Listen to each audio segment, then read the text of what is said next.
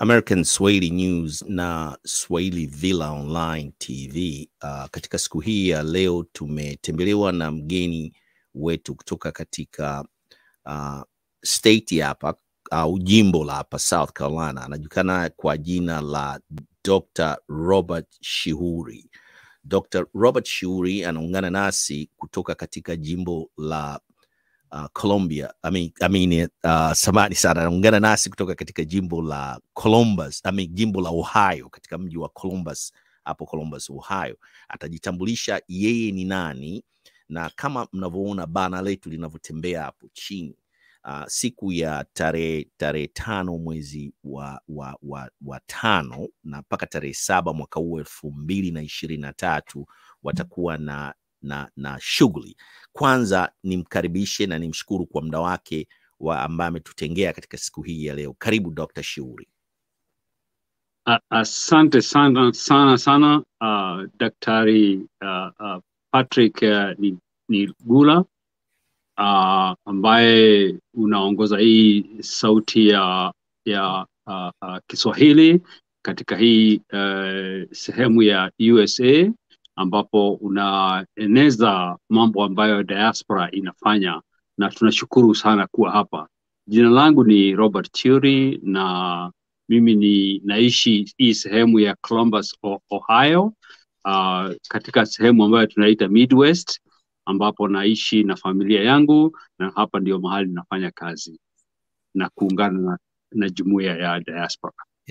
Asante sana. Kwanza utanisamee kwa strumble kidogo hapo katika kuelezea uko wapi, na kwa sababu labda ya majina tu niseme mimi niko Columbia, South Carolina, wewe uko Columbus, uko katika state ya Ohio, kwa sababu majina yanafanana. Sasa twende, najua kwamba una schedule yako iko very tight, na una mambo mengi, na kuna shughuli kubwa. Hii conference in Diaspora Expo inakuja. Hebu tuambie, zungumza na wana diaspora wa hapa Marekani, wa Canada, wa Uingereza, na katika sehemu zote kama ambavyo OVC inavyojieleza, hiyo One Voices Consortiums. Dr. Chiuri, karibu.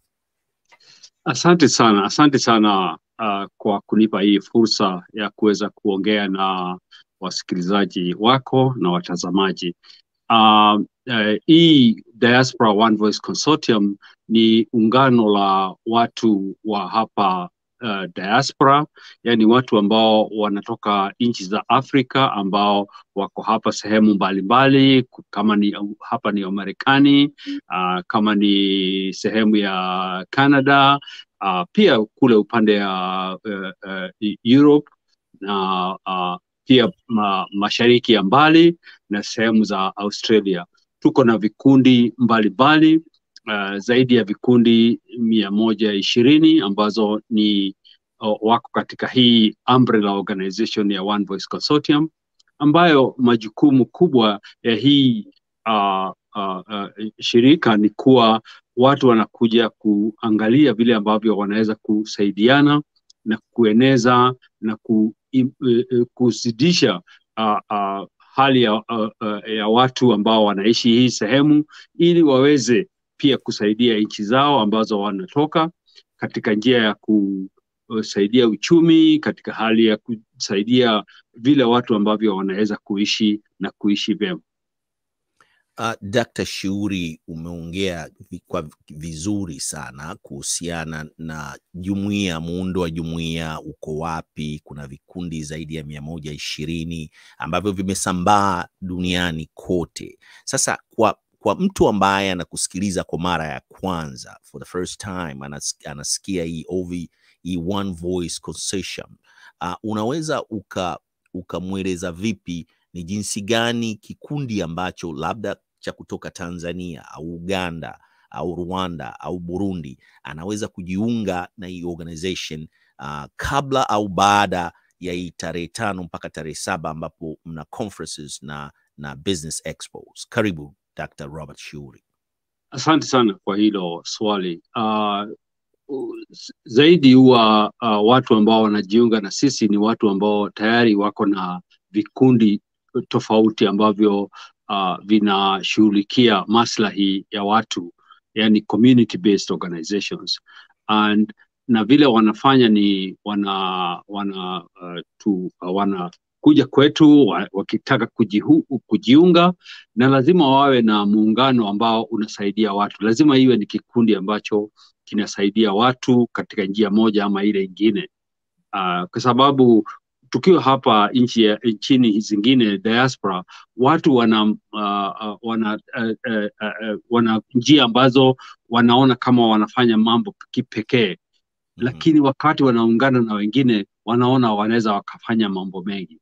Kwa hivyo tunakaribisha watu ambao wanaona ama wanahisi kuwa wanaweza wakasaidia wengine, wanaweza kuungana na wengine katika njia ya kuendeleza.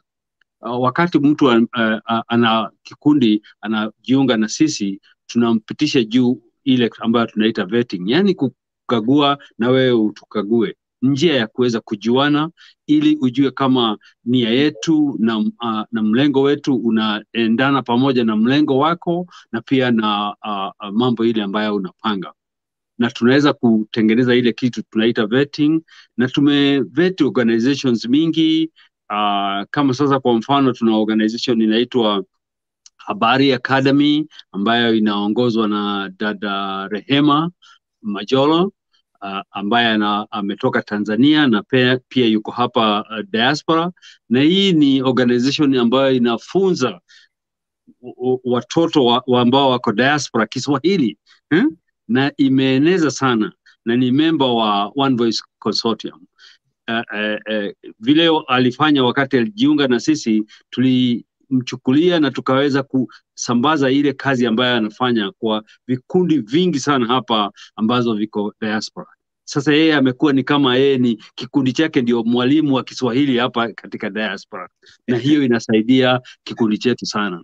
Tuna vikundi vingine pia kama vya savings and credit, ile inaitwa SACCO. Watu wanakuja pamoja, wanaungana kuweka pesa pamoja, na wanaweza kusaidia nchi zao, kama ni Kenya, kama ni Tanzania, na wanakuwa na mipango kama hiyo.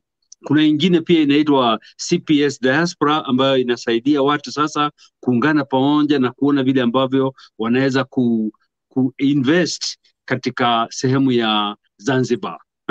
Zanzibar ambapo kuna majumba ambayo inatengwa, mji ambao unatengenezwa huko. Kwa hivyo kuna miradi mingi tofauti ambayo watu wanaweza wakajiunga nayo. Umezungumzia vizuri sana kuhusiana na vikundi mbalimbali ambavyo mnafanya vetting na kuhakikisha kwamba vinaingia na vinasaidia au zinatoa huduma mbalimbali kwa wananchi katika hizo jumuiya. Sasa umezungumzia CPS Diaspora na umezungumzia ununuzi wa real estate huko Zanzibar. Hebu twende kidogo huko katika CPS Diaspora. CPS ni nini hasa? Unaweza ukatutolea ni spell out ile CPS ni nini? Na tunajua diaspora tunaielewa. Karibu Dr. Chiuri. Asante sana. CPS ina maana Continental Properties Solutions, na hii ni shirika ama kampuni ambayo imekuwa ikitengeneza miradi mbalimbali katika Zanzibar, kisiwa cha Zanzibar, sehemu ile ya kule upande ya Fumba, Paje na sehemu zingine huko Zanzibar, na imekuwa ikitengeneza manyumba ambayo watu wanaweza wakanunua na wakaweza kutumia katika njia ya kuishi, au pia katika njia ya kukodisha, kama vile watu wanasema sana Airbnb, rental properties. Na hii ni mpango umeweza kuwa mpango mzuri sana, kwa sababu watu wa kutoka nchi mbalimbali duniani wameanza kununua hiyo sehemu, manyumba ambayo yako hapo, na pia sio tu manyumba ya kuishi, na pia manyumba ya biashara. Kuna malls kadhaa ziko huko za watu ambao wanataka kuinvest katika biashara.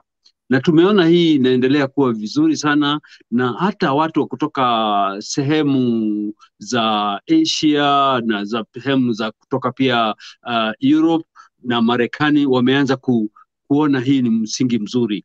Lakini tumeanza kujiuliza hii sehemu ambayo ni yetu ya hapa wa Afrika, lazima tuweze pia ndugu zetu na dada zetu wa Afrika waanze pia nao kuwa investors. Sio wazungu peke yake, investors pia lazima iwe ni Waafrika wenzetu.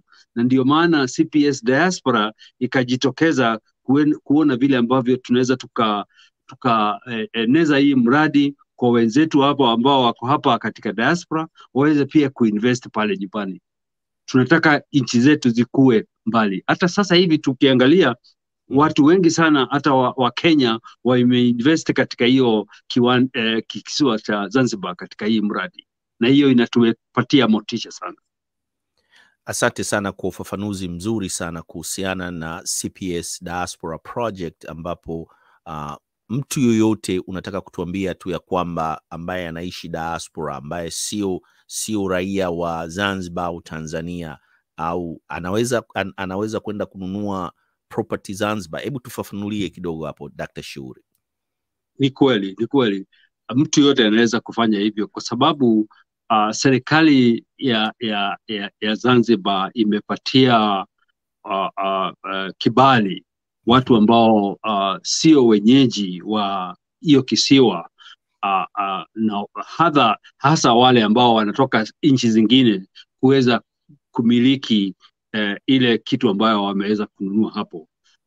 Kwa hivyo hiyo ni kitu ambayo serikali imeweza kufanya, na sasa mtu yote hata kama sio mtu wa kutoka katika hiyo kisiwa anaweza kumiliki kwa miaka 99 kuwa mwenye hiyo, kama ni nyumba ama kama ni shamba ama kama ni ploti katika kisiwa. Kwa hivyo mtu anakabidhiwa vyeti vya kuonyesha kuwa ndio mwenye hiyo shamba ama mwenye hiyo nyumba ambayo ameinvest in. Vile tu ningeweza kutoa sisitizo ni kuwa watu waweze kukagua documents ama vyeti ambavyo wanapewa baada ya wamekishanunua, ili kuhakikisha hiyo mipango yote imeenda vizuri, kwa sababu hii ni mpango ambayo pia imepitishwa na serikali ya kisiwa hicho cha Zanzibar, na najua kisiwa cha Zanzibar kimeshikana pamoja na Tanzania kama serikali moja. Kwa hivyo hiyo ni kitu ambayo imepewa pass na serikali ya Zanzibar. Sasa turudi au tuende mbele katika conference au business expo ambayo itafanyika mwezi unaokuja. Tuna wiki kadhaa zimebaki. Hebu tupeleke huko nako. Kuna kitu gani, kuna ratiba gani, kuna mipango gani ambayo hiyo conference na business expo, hiyo ya Diaspora Expo ina malengo gani kwa kifupi, alafu tutabadilisha lugha. Karibu Dr. Chiuri. Asante sana kwa hiyo swali.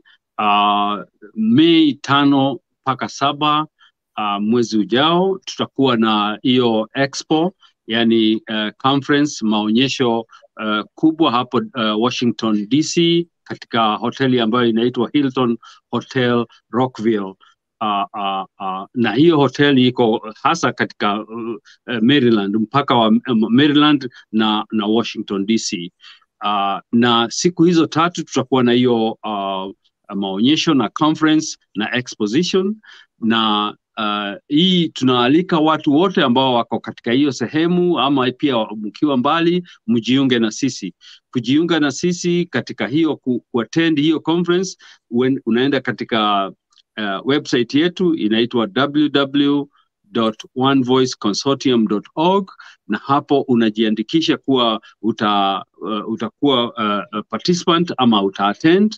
Ama pia unaweza pia kuwa exhibitor, unaweza kuwa na vitu vyako ambavyo unataka kuonyesha watu, unaweza kuwa na services ambazo, huduma ambayo unataka kufanyia watu, unaweza pia kuhudumu kama participate kama exhibitor. Kama ni attending peke yake ni dola 150 kwa hizo siku 3, na kama unataka kuwa exhibitor ni dola 1,000 kwa hizo siku 3. Na ya muhimu ni kuwa katika hizo siku 3 kutakuwa pia na panel conferences ambazo zitakuwa zikinihudumia zikiongea mambo tofauti. Siku ya kwanza, siku ya pili na siku ya 3 kutakuwa na conferences kama za mambo ya ukulima na mambo ya food security. Kutakuwa na conferences za mambo ya biashara. Kutakuwa na conferences za mambo ya hazina na teknolojia. Kutakuwa na conferences za mambo ya environment. Kutakuwa na mambo ya culture na creative economy na vitu vingi tofauti ambazo ni muhimu katika maisha yetu. Kwa hivyo tunauliza watu waje ili waweze kupata ideas mpya na waweze kuungana na watu wengi, waweze kunetwork na watu. Na siku ya kwanza pia jioni tutakuwa na ile official opening, na tumealika watu wengi hata wakubwa katika serikali. Tumealika pia mabalozi wetu wa kutoka Afrika Mashariki, mabalozi wa Kenya, mabalozi wa Tanzania, balozi wa Uganda, balozi wa South Sudan, na hao wote ambao wako katika jumuiya ya Afrika Mashariki. Na pia tumealika pia balozi wa African Union katika hapa Amerika. Katika hii yote tunafanya ili hii ni expo ya watu wote wa East Africa, ili tuweze kuonyesha bidhaa na huduma ambazo watu wa diaspora wako nazo, na pia wale ambao wako hizo nchi ambao watakuja hapa kuhudumu na kuonyesha ziko namna gani. Na siku ya pili, Jumamosi jioni, tutakuwa na sherehe kubwa ambayo tunaita gala dinner na gala award ceremony, ambayo tutakuwa tukipatia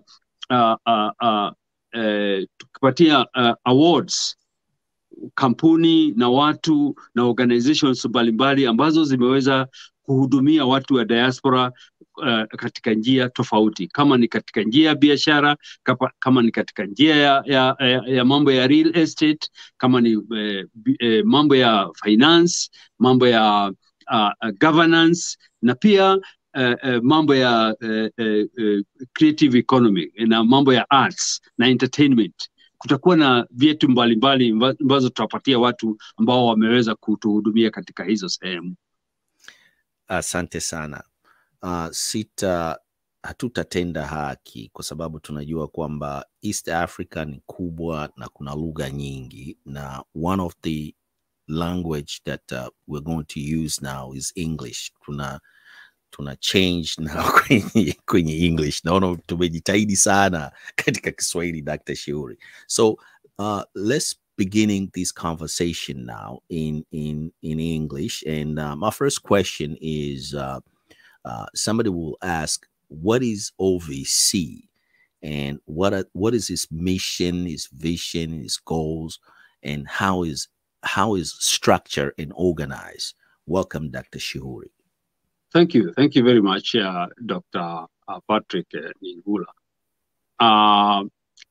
I would say Diaspora One Voice Consortium is an umbrella organization of many others that are in the diaspora. When I say diaspora, I'm saying people who are outside of Africa that are living in various countries, whether it is in North America, in Europe, in Asia, in Australia, and everywhere. And what we have done is to see that as we are working and living here in the diaspora, we have many issues, we have many problems, and all these problems cannot be solved by one organization. So what we did was to create an umbrella organization that can help people come together as one, and that's why we are saying one voice, so that if there is a problem, if there is a solution, it can be tackled by this particular one voice that is bringing all these people together, whether they are in the education sector, whether they are in the business sector, whether they are in the governance sector, whether they are in technology sector, finance, women empowerment, youth. All those organizations are very, very important. But we saw there is need for them to come together, and that's why we formed this umbrella organization. Right now, it has over 100 others that are affiliated to it, and we have a leadership board and also an advisory board. Leadership board comprised very, very many able professional people in the diaspora. And since we are a non-profit organization, these people are volunteering their time and services in this organization. We are an IRS tax-exempt organization, so meaning we are just providing services to the community pro bono without any remuneration. And we have with us many people that are supporting what we are doing. And within these organizations, we have about 150,000 people who are members of those organizations, and therefore they are part of us. Right now, as we have said, we have this OVC EXPO that is going to be in May 5th and 7th. That is going to be not only a meeting place for the diaspora, but also people showcasing their products and services so that they can be well known. And also it is a time for networking and getting new ideas for people in the diaspora. Dr. Chiuri, you have explained very well about the structure, the goals, the mission, and the objective of your organizations. So let's move now to the OVC Expo. Someone will ask a question that this expo will exhibit who and where these people are coming from. Are these people coming from only Kenya, Tanzania, Uganda? And what kind of the products and services they will be showcasing during this festival or expos? Welcome or walk us through in that area. Thank you. Thank you. First of all, the people coming to this expo are from many quarters and walks of life. There are those that are coming from East Africa, whether it is from Kenya or Tanzania, Uganda or Rwanda, or even Zanzibar, like the CPS Zanzibar, through CPS Diaspora. These organizations are many, and there are those that are also coming here from here in the diaspora who are themselves also showcasing the products and services. There are many types of exhibitors. There are those who will be showcasing products that are in the real estate, so meaning that they will be showing people in the diaspora some of the buildings, properties that are out there that people can be able to invest in. Others will be showcasing agricultural products that they can be able to export from those countries, and especially products that have been value added. That is, they have been either processed and therefore they are ready for this market, whether it is our coffee, whether it's our tea, whether it is our horticulture, and all those other products that are available that can be exported.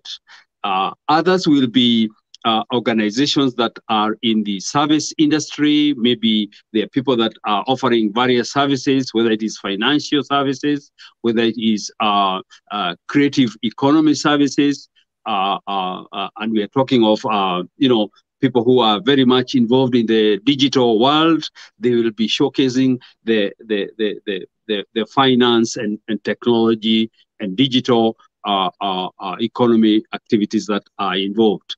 And then, of course, there will be others that are in the governance sector. So we have people who are in, say, county governments, if it is back in Kenya, people who are offering various services to our and linkage to people in the diaspora, because we are trying to link also the people in the diaspora to people back in their countries and how they can be able to work together.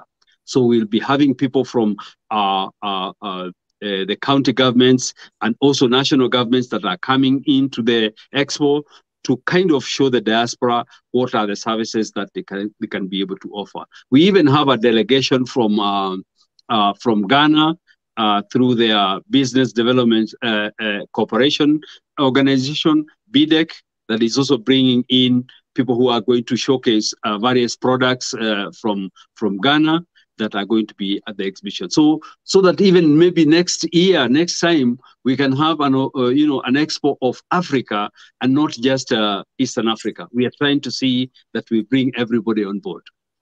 Very good indeed. Let me ask you this question now. When we're trying to creating this bridge now between East Africa and Northern America, particularly here in America, so we're building this bridge now. Where do you see now the East African government leaders or the leadership from some of these governments? Do you see yourself that you are receiving? Let me say, try to be very careful here.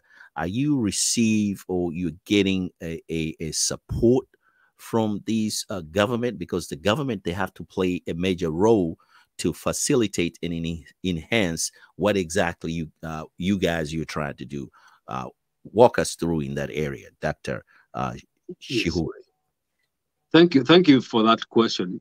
And the answer is yes. We are getting some support from the respective governments.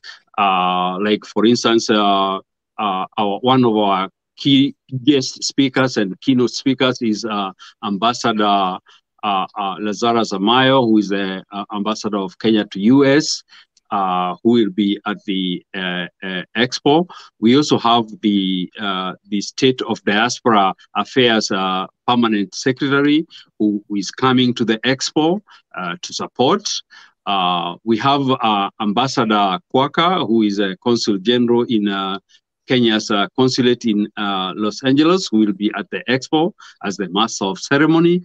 We also have invited Her Excellency Ambassador Elsie from Tanzania. She'll also be there. She'll also be there as an invited guest, yeah? And she'll be able to, represent Tanzania very, very well. So I might say that we are getting support from the respective governments. So let me move these conversations now, because a lot of businesses today, as you can see, they use the word collaboration, and collaborations means that they trying to stay competitive in businesses. One businesses could be a competitor with another business, but they collaborate. And we know that East Africa, the word collaborations, sometimes it tends to not having exactly meaning that like to cooperate. Do you think we need to collaborate more in cases like what you guys you're doing now with colleagues, let's say from Uganda, Burundi, Rwanda, DRC, and Tanzania? What's your comment in that area? Yes, I think you are very right. We need to have more collaborations and cooperations. These are two things that are happening, and that is very, very important. In fact, I must say we are also having, as One Voice Consortium, collaboration with other organizations similar to us. For instance, I can take an organization called the African Global Chamber of Commerce that is working with us because they have very many members within their organization, and they are bringing them to this expo. We also have another one called Minnesota African United that is also joining us at the expo, bringing their members. We also have the East African Chamber of Commerce led by my friend Ben Kaswe and Elsa Juko McDowell that are also coming to the expo. And we also have the Kenya National Chamber of Commerce that is bringing their members to the expo. In fact, even here in US, the US Chamber of Commerce, we have invited them, and I understand they will also be, they have reached out to their members to come in and see the various investment opportunities that are there. So what we are saying is that we are collaborating with all these organizations in a way to bring their members to our, because this is a trade expo where new ideas can be there. People can learn from each other. They can network from each other. So for us, we are just creating that environment for people to do business.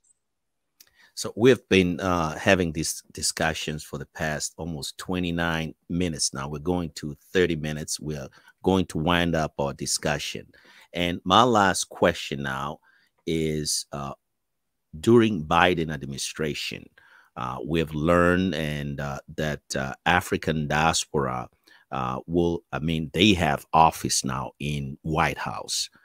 Where do you see East African participate fully, or having members that from East African countries representing us in White House to present our challenges and issues with respect not only in businesses, but also in some of the social welfare issues that the continent of Africa has been facing for decades? Welcome, Dr. Chiuri, and take us home. Thank you very much. Thank you very much. In fact, I must say that was a great move by President Biden to create the Africa Diaspora Council within the state or within the State Department, because now we have a link. As people in the diaspora, we have a link to the White House through this Africa Diaspora Council, which is led by, I believe, Ambassador Johnny Carson, who is the chair of that council. And through that council now, people of East Africa, through various organizations, we can be able to present our views, present our petitions, or lobby whatever that we want through this particular council. So this is important because the Biden administration, I'm sure, has through this council resources that they can be able to provide the people in the diaspora, because the Biden administration has realized that there are very many professionals in the diaspora that can support the governments back in Africa, and in many ways. So we are here, we are ready to support our respective governments. We are in the diaspora, and therefore we can be like the low-lying fruit that they can be able to use as a channel to support our governments back home. Because not only do we know America, but we know Africa. So we can be a very good link between what is happening here and what needs to happen in Africa, the people in the diaspora. Thank you very much, Dr. Robert Chiuri, for taking your time joining with us, and really appreciating for taking your time speaking with American Swahili News and Swahili Villa Online TV. What is your last word now? Because every time when we invited a guest here, we ask the same question. What is your last word? Thank you. Thank you. My last word, first of all, is to thank you for even giving me this opportunity and giving One Voice Consortium a platform where we can be able to talk about all these things that are important for us back home. My last word is to ensure that people know that there are organizations here that they can be able to become part of. Don't stay alone like an island. Huh? Be joined with others. There's always somebody near you, a phone call away from you, just a WhatsApp message away from you, just a text message away from you, and you can be linked with many other people around you. Unity is important. Even as we work and live here in the diaspora, unity is the key. Let us bring our resources together, our intellectual resources, our financial resources, our whatever resources that we have to encourage and uplift the lifestyle of our people here and also back home, because we came from somewhere and we need to see that that village that we left is also growing and expanding wherever it is in Africa. Thank you so much for having me here. Thank you, Dr. Robert, and welcome again. If you have anything that, let's say, maybe you forgot to talk about, you're welcome. And American Swahili News and Swahili Villa Online TV, we just opened the doors for all the organizations who they want to come and do an interview with us. So we really appreciate it. if you spread the news out there, there's a media here that is here for them. Thank you, Dr. Robert, and welcome again to our show. In fact, my last appeal is if you can be able to have your radio station at the Expo and you interview all these great people, that would be a good invitation. So we are inviting you to be at the Expo and you really get time to interview all these great people. Yes, I'll do that. Thank you very much. Yes. Thanks. Thank you.